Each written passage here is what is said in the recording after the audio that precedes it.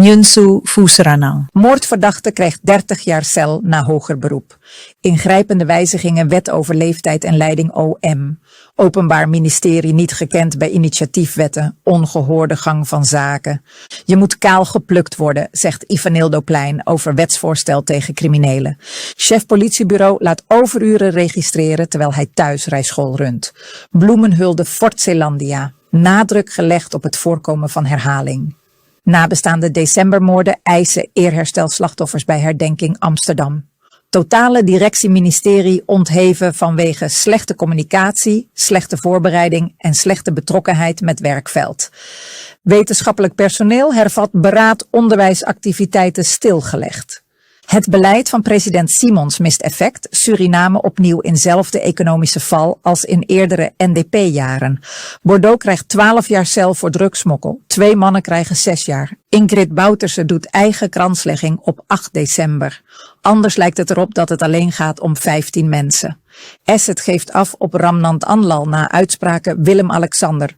Voorlopige vrijlating in Pikin Saron-zaak. Er is nog geen uitspraak gedaan over de schuld of onschuld. Uitspraken Simons en Panka botsen met jarenlange NDP-houding tegenover Nederland. De 42-jarige Niranjan J., die wegens verkrachting en moord eerder een gevangenisstraf van 20 jaar opgelegd had gekregen, is in hoger beroep door het Hof van Justitie zwaarder gestraft. Hij moet nu 30 jaar de cel in. Het slachtoffer, de 55-jarige Maria da Silva, werd op 5 juni 2022 dood aangetroffen in haar appartement aan de Ringweg Noord. Zij lag naakt in een plas bloed en had meerdere verwondingen aan haar hoofd. Tijdens de behandeling van de zaak verklaarde Niranjan dat hij onder invloed was van alcohol en drugs en zich weinig van de gebeurtenissen kon herinneren. De rechter merkte op dat de verdachte op geen enkel moment tekenen van berouw of schuldbewustzijn heeft getoond. Volgens het Hof onder leiding van rechter Alida Johans zijn de feiten bewezen en rechtvaardigen zij een zwaardere straf. De verkrachting en moord vonden op een bijzonder gewelddadige manier plaats. Het motief van de dader blijft onduidelijk. Onderzoek wees uit dat de verdachte via de vliering de kamer van het slachtoffer binnendrong. Buren troffen de vrouw voor de kamerdeur halfnaakt aan, met hoofdverwondingen en een dichtgepropte mond liggend in een plas bloed. 3 uren later tijdens het onderzoek werd de verdachte halfnaakt in een defect voertuig op het complex aangetroffen. Rechter Johans benadrukte vaststaat dat de dader berekend te werk is gegaan en enorm leed heeft toegebracht aan de familie van het slachtoffer. De opgelegde straf van 30 jaar wordt verminderd met de tijd die de verdachte in voorarrest heeft doorgebracht. De coalitie in de Nationale Assemblée heeft met een initiatiefwet voorgesteld om ingrijpende wijzigingen door te voeren in de wet rechtspositie rechterlijke macht. In het voorstel wordt de benoemingsprocedure van de procureur-generaal, PG, opnieuw in overeenstemming gebracht met de grondwet. En de pensioenleeftijd van zowel de PG als de overige leden van het Openbaar Ministerie, OM, wordt teruggebracht naar 65 jaar. Ook is opgenomen in de initiatiefwet om in plaats van 1 PG een college van PG's te introduceren. Met de wijziging van artikel 2 lid 2 wordt volgens de indieners een fout hersteld die bij de wetswijziging van 2024 was ontstaan. In die versie was namelijk niet vastgelegd dat de benoeming van de PG alleen kan plaatsvinden na advies van het Hof van Justitie, zoals dwingend voorgeschreven in artikel 141 lid 2 van de Grondwet. Dat advies vormt een essentieel onderdeel van de checks en balances tussen regering, rechterlijke macht en het Openbaar Ministerie. President Jennifer Simons zei op een regeringspersconferentie vandaag zich terug te kunnen vinden in de initiatiefwetten die door alle fracties van de coalitie zijn ingediend. Procureur-generaal Garcia Paraxing, het Openbaar Ministerie, OM, is niet vooraf geïnformeerd of geconsulteerd over de 2 initiatiefwetten die onlangs zijn ingediend en die rechtstreeks het functioneren van het vervolgingsapparaat raken. Dat heeft procureur-generaal Karsia Paraksingh verklaard in reactie op vragen over de ontwerpwetten, waaronder het voorstel tot instelling van een college van procureurs-generaal. Volgens Paraksingh heeft het OM met verontwaardiging via de pers kennis genomen van het bestaan en de indiening van de wetten. Het Openbaar Ministerie is hierin niet gekend, stelt zij. Dat wetsvoorstellen die het OM direct betreffen zijn ingediend zonder voorafgaande kennisgeving of overleg, wordt als ongehoord ervaren en niet passend binnen een democratische rechtsstaat. De gevolgde werkwijze wordt door het OM omschreven als opleggend en zelfs dictatoriaal. De PG geeft verder aan dat het OM zich niet kan vinden in de zienswijze en motivering van de president over de noodzaak van een college van PG's. Volgens Paraksingh is het onduidelijk of voorafgaand onderzoek is gedaan naar de oorzaken van het langdurig aanhouden van strafzaken. Het OM benadrukt dat de lange duur van strafzaken op zitting niet aan het Openbaar Ministerie kan worden toegeschreven. Dat het OM via een persconferentie kennis heeft moeten nemen van ontwerpwetten die het instituut betreffen, heeft geleid tot grote ontstemming binnen de organisatie. Volgens Paraksingh is deze gang van zaken onverenigbaar met de beginselen van een democratische rechtsstaat. NPS-parlementariër Ivanildo Plein wil met het wetsvoorstel Ontneming Wederrechtelijk Verkregen Voordeel, OWVV, de zogenoemde kaalplukwet, alle schade die de staat lijdt door criminele handelingen beperken. Hierin stellen initiatiefnemers Ebu Jones en Plein voor om het makkelijker te maken dat schade wordt verhaald op veroordeelden. De initiatiefnemers beogen het financiële fundament van criminaliteit aan te tasten, de integriteit van het financieel-economisch systeem te versterken, transparantie in vermogensstromen te vergroten, de informatiepositie van justitiële autoriteiten te verbeteren, de structurele samenwerking met financiële instellingen te stimuleren en om het vertrouwen van de samenleving in de rechtsstaat te herstellen. Plein wil dat het ontwerp zo snel als mogelijk in behandeling wordt genomen. Er moet daarbij veel breder worden gekeken naar de bestaande wetgeving, wat de raakvlakken zijn of waar artikelen elkaar bijten, vertelt Plein.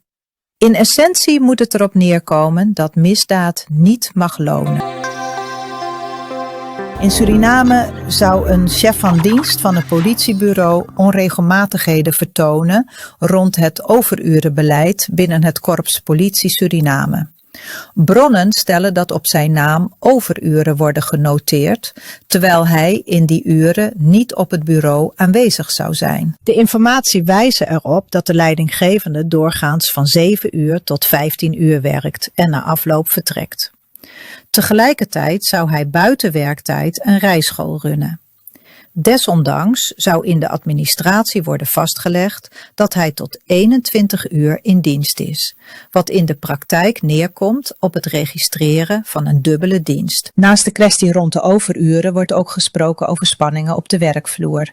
Medewerkers zouden het beleid als rancuneus en wisselend ervaren. Zo zou de chef van dienst zelf geregeld later verschijnen dan de officiële aanvangstijd, met als verklaring dat hij zijn kinderen naar school brengt, terwijl personeelsleden die te laat komen zich volgens bronnen juist uitgebreid moeten verantwoorden. Volgens de informaties zet de situatie de werksfeer onder druk en zou dit gevolgen hebben voor de dienstverlening en de ontwikkeling van medewerkers. Er wordt vanuit betrokkenen gehoopt dat de korpsleiding de klachten onderzoekt en, indien nodig, maatregelen treft. Binnen het bureau leeft bovendien de verwachting dat eventueel onterecht uitgekeerde overurengelden kunnen worden teruggevorderd, mocht uit onderzoek blijken dat registraties onrechtmatig zijn. Er is in het Fort Zeelandia een bloemenhulde gehouden voor de 15 Surinamers die op 8 december 1982 werden vermoord door het militair regime onder leiding van Desi Bouterse. De nadruk is er vooral op gelegd dat dergelijke situaties zich nooit meer mogen herhalen in Suriname. Aishel Bradley, nichtje van Leslie Rahman, hield de aanwezigen een gedicht voor, waarna alle 15 namen zijn opgelezen op Bastion Veren, de plek waar de executies 43 jaar geleden hebben plaatsgevonden. De bloemenhulde dient niet alleen als herinnering aan het verleden, maar vooral om de alertheid en de bewustwording van mogelijke herhaling te benadrukken. We zullen de bloemen leggen op de plek waar 43 jaar geleden 15 Surinaamse zonen zijn gemarteld en doodgeschoten.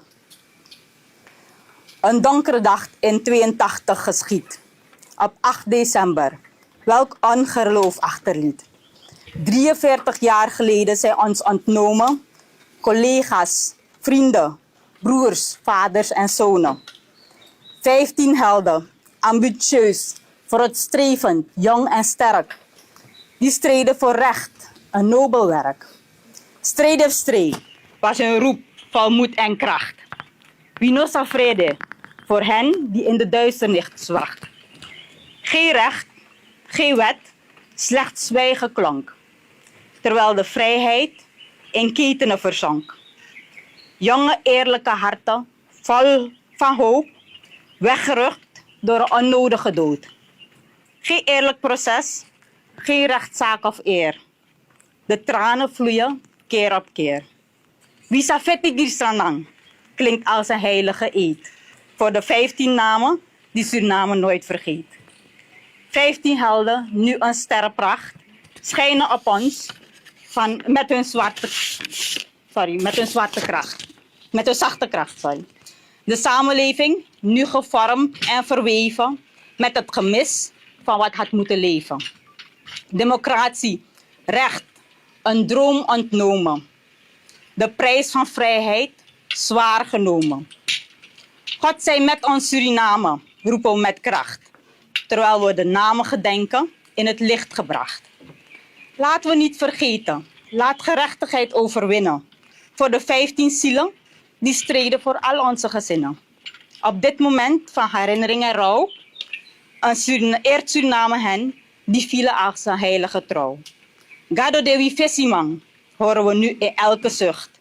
Eri Libi Tenadede, hun geest leeft voort in de lucht.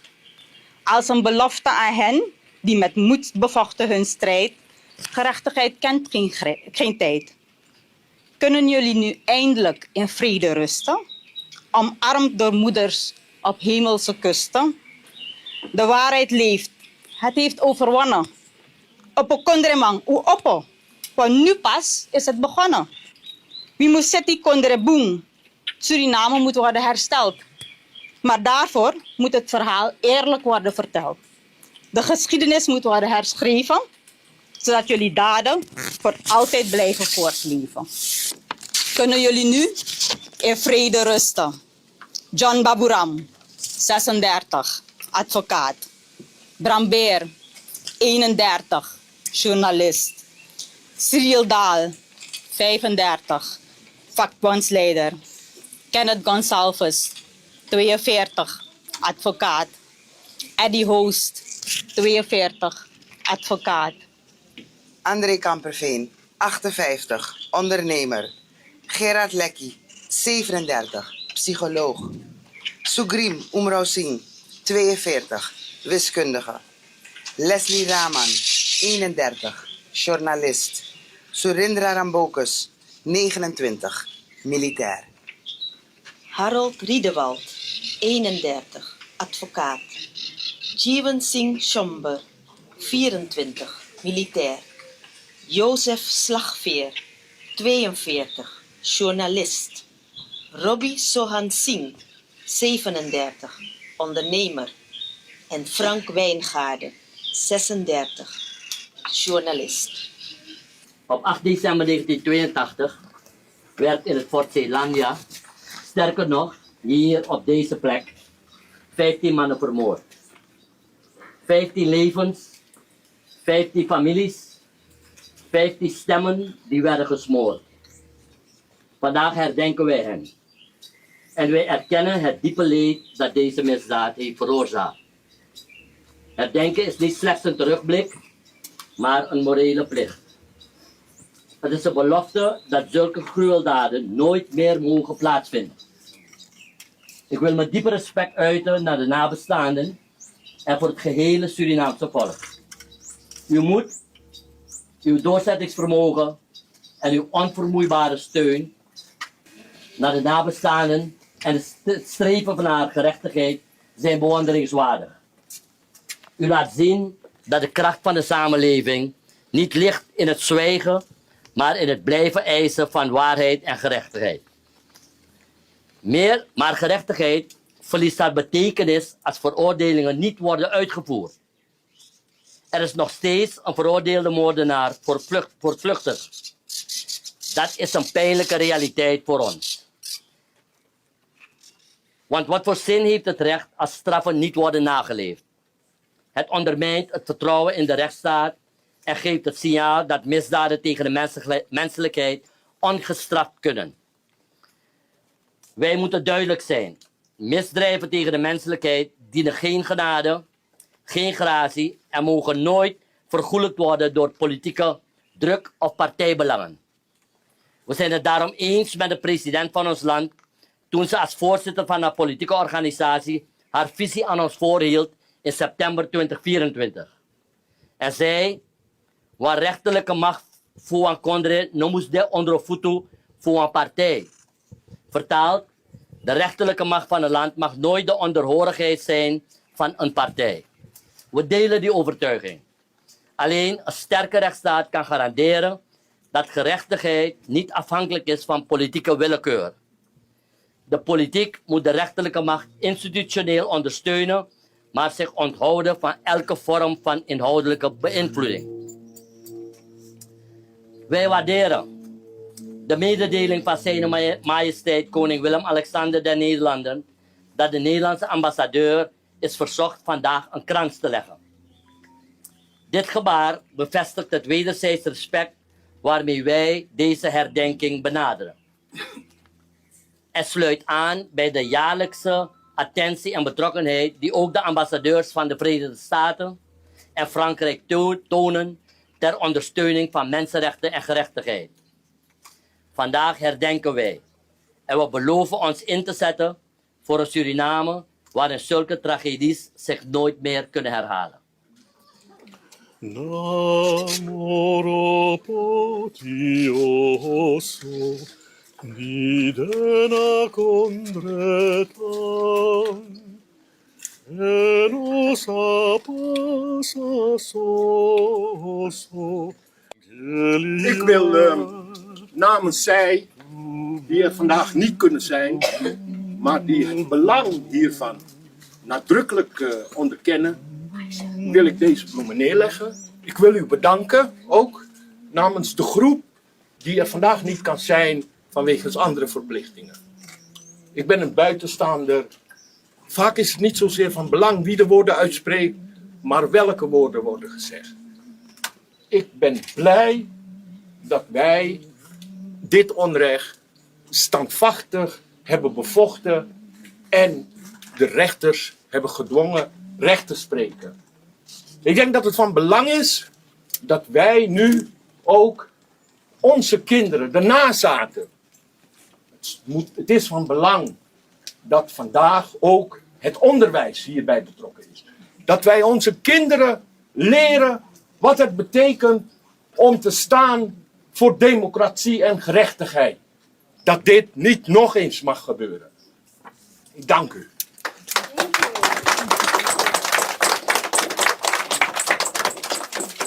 Eerherstel voor de slachtoffers en excuses aan nabestaanden en de Surinaamse samenleving zijn volgens betrokkenen onmisbaar om te kunnen spreken van echte gerechtigheid na het decembermoordenproces. Die boodschap klonk maandagavond centraal tijdens de herdenkingsbijeenkomst in het Verzetsmuseum Amsterdam, gehouden ter nagedachtenis aan de 15 mannen die op 8 december 1982 in Fort Zeelandia door het toenmalige militair bewind van Desi Bouterse werden geëxecuteerd. Wat ik van Lilian Gonçalves heb geleerd, het noemen van de namen en applaudisseren na elke naam. Ik ga ze in een willekeurige volgorde noemen. Surinder Rambokus.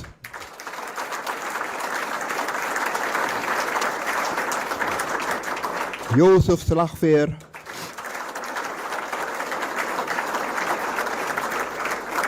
Harold Riedewald.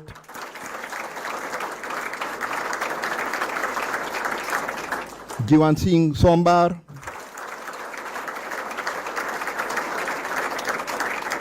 Frank Wijngaarden, Robbie Swansing, Cyril Lau, Kenneth Gonsalves,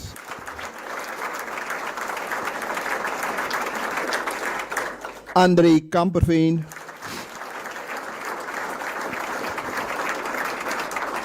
Gerard Lekkie,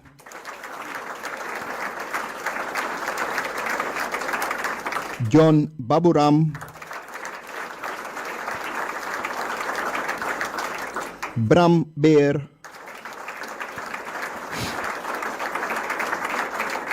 Sugrim Umrosing,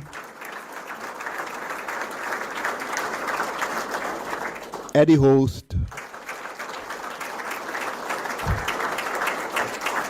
en Leslie Rahman.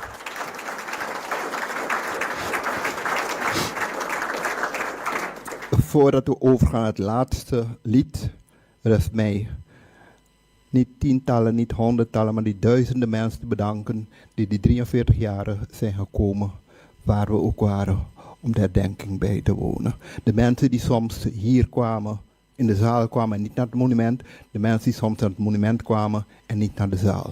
Duizenden mensen. Rest mij te bedanken alle sprekers van vanavond. Rest mij te bedanken uw aanwezigheid hier. Rest mij te bedanken de gemeente Amsterdam, die er steeds bij was en ons een warm hart heeft toegedragen. Rest mij te bedanken vanavond het Verzetsmuseum. De herdenking van maandag was de laatste in deze omvang, nu het strafproces in december 2023 definitief is afgesloten met de veroordeling van de dader. Uit de quickscan die bij het ministerie van Onderwijs, Wetenschap en Cultuur in Suriname, MINOC, is uitgevoerd, is volgens minister Dirk Curry gebleken dat er sprake is geweest van diverse problemen en tekortkomingen. Toen uiteindelijk begin oktober het quickscan-team werd gevraagd op basis van een Terms of Reference, heb ik ervoor gekozen om natuurlijk al die gebieden waar het over ging in de Terms of Reference op te nemen, zodanig dat wat mijn eigen observatie was, gevalideerd kon worden. En ik moet zeggen dat wat het resultaat was van het quickscan-team niet anders was dan mijn eigen observatie. Het enige verschil was dat het ook gevalideerd was, dus onderbouwd was door middel van vragen, gesprekken met alle directieleden, maar ook een enquête die is gehouden, maar ook gesprekken met afdelingshoofden en andere medewerkers. En op basis van die resultaten van het quickscan-team heb ik toen een aantal besluiten genomen, na uiteraard het binnen de regering daar de ondersteuning voor te krijgen. Maar het meest belangrijke daarbij is leiderschap. In een organisatie, in de besturing van een organisatie is leiderschap heel erg belangrijk. En als ik praat over leiderschap, dan praat ik over de style of leadership, maar ik praat ook over overlegstructuren. Ik praat over hoe ga je met mensen om, teambuilding vraagstukken, communicatie is daar een heel belangrijk element van, maar ook betrokkenheid van mensen is daar een belangrijk onderdeel van. En belangrijk is een stukje uniformiteit. En een van de punten waar ik ook voor gekozen heb, is om een leiderschapsdevelopment programma in te zetten voor eigenlijk breed binnen het ministerie. En daar ben ik nu in voorbereiding van om dat te kunnen uitvoeren. Afgelopen week heeft Curry de totale directie van het ministerie ontheven. Dat heeft gewoon te maken met slechte communicatie, slechte voorbereiding en slechte betrokkenheid met het gehele werkveld. Verder was er een organisatiestructuur die niet goed in elkaar zit, waarbij er een ongelijke verdeling is van taken en onduidelijkheden zijn met betrekking taakafbakening. Vakvereniging Wetenschappelijk Personeel van de Universiteit, VWPU, heeft maandag 8 december haar beraad hervat. Dit betekent dat het wetenschappelijk personeel per direct geen onderwijsactiviteiten uitvoert. Colleges gaan niet door, tentamens en toetsen worden niet afgenomen en studenten krijgen geen begeleiding, ook niet bij afstudeertrajecten, zo meldt de vakbond. Inderdaad, VWPU, vakvereniging voor wetenschappelijk personeel van de universiteit, heeft op 15 oktober was dat het beraad dat 7 oktober van start was gegaan gepauzeerd op verzoek van de minister van Onderwijs. Dat was gedaan naar aanleiding van eigenlijk de 2 eisen die we op tafel hadden. Het bereiken van consensus voor onze AVR van 2025, ons secundaire wensenpakket. En ook aangaande de loonfactoraanpassing die moest plaatsvinden. Er was op dat moment toen aangegeven door de minister dat hij een apart team had ingesteld vanuit zijn ministerie met deskundigen van ADEC die met de VWPU zou onderhandelen over AVR 2025.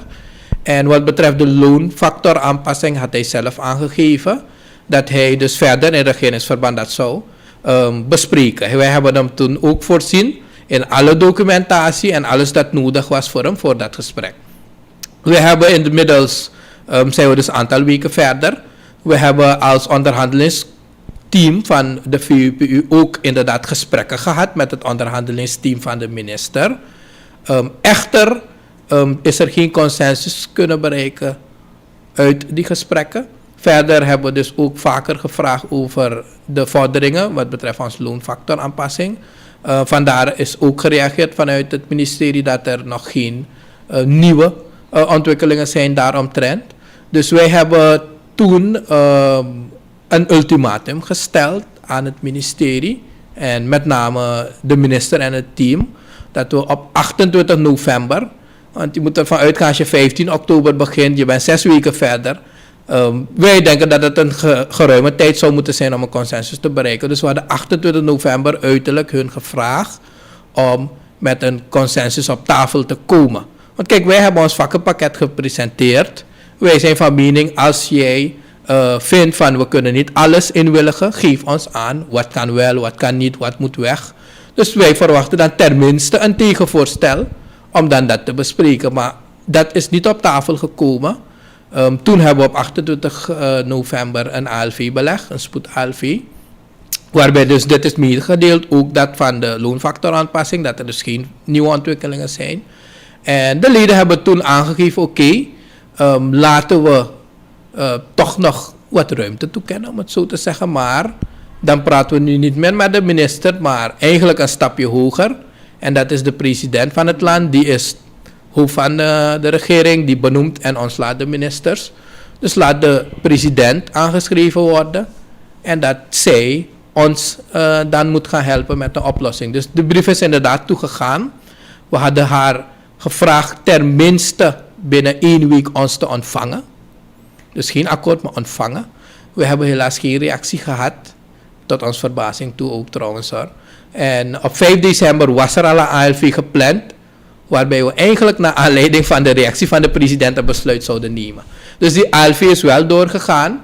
En de leden hebben toen toch nog gezegd, oké, laten we de president weer aanschrijven. We weten dat het een drukke periode is geweest. De president heeft ook andere werkzaamheden. Zijn residentie is geweest, de koning is op bezoek geweest. Dus wij zijn ook op de hoogte van die activiteiten. Dus we hebben gezegd, oké, we gaan haar weer aanschrijven. We hebben dit keer geen termijn gezet. Maar we hebben wel gezegd dat we dan een beetje druk gaan uitoefenen. En vandaar dat we hebben gezegd, oké, dan gaan we het beraad hervatten. En we hopen dat de president dan liever vandaag dan morgen een oplossing brengt. Ik moet weliswaar zeggen dat tot op dit moment wij hebben wel reactie gehad vanuit het secretariaat van het kabinet van de president dat ons schrijven is ontvangen. En dat die is doorgeleid om onder aandacht te brengen van de president. Maar wij hebben formeel nog geen concrete instructies ontvangen of een uitnodigingsverzoek of iets. Dus op dit moment is het beraad wel nog hervat.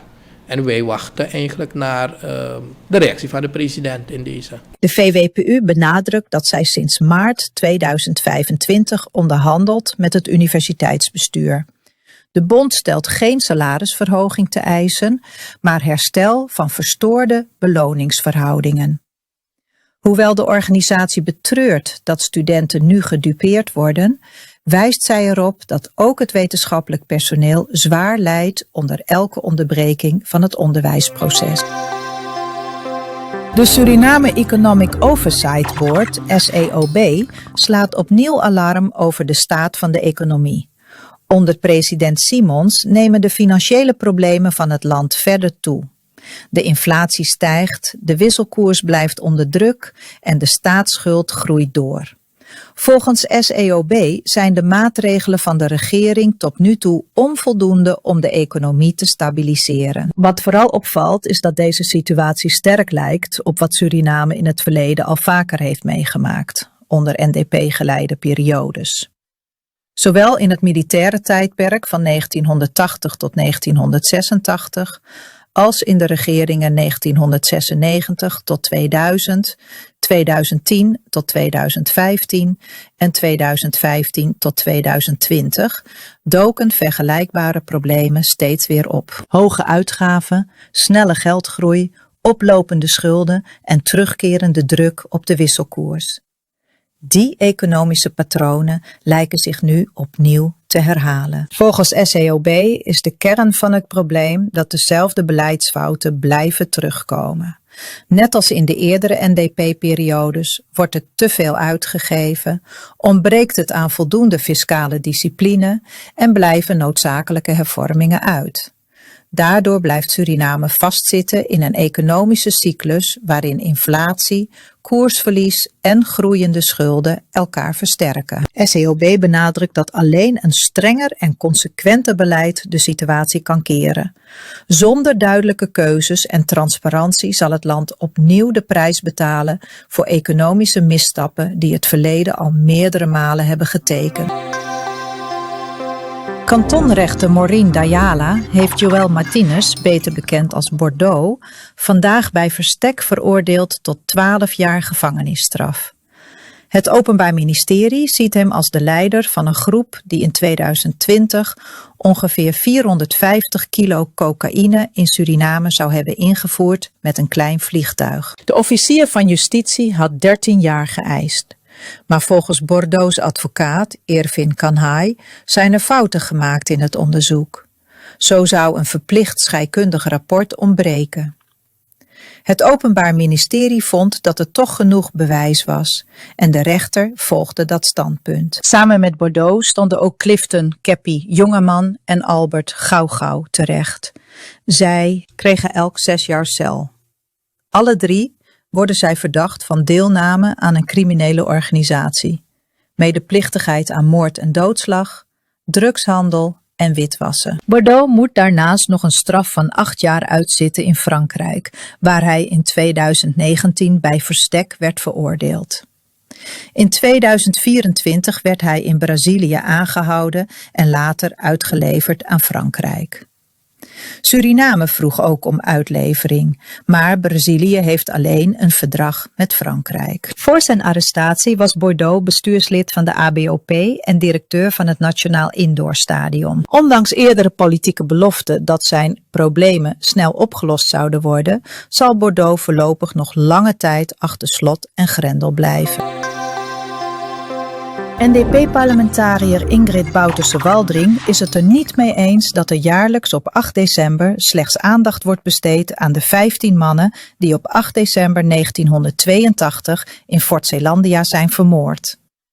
Het Hof van Justitie in Suriname veroordeelde wijlen haar man Desi Bouterse in 2023 tot 20 jaar cel voor zijn rol in deze decembermoorden. De afgelopen 50 jaar zijn er meerdere mensen doodgegaan, dus laten we allemaal direct gedenken en een streep trekken. Want anders lijkt het erop dat het alleen gaat om 15 mensen, zei Bouterse-Waldring maandag 8 december bij een kranslegging bij het monument van de gesneuvelde militairen van het binnenlands gewapend conflict aan de Gravenbergstraat. De oud-First Lady, die samen met NDP'er Marcel Oostburg en enkele andere partijgenoten op de locatie was, merkte op dat deze overleden militairen bij de uitoefening van hun grondwettelijke taak overleden zijn in een oorlog die vanuit het buitenland werd geïnstrueerd. Dus we moeten ze gedenken.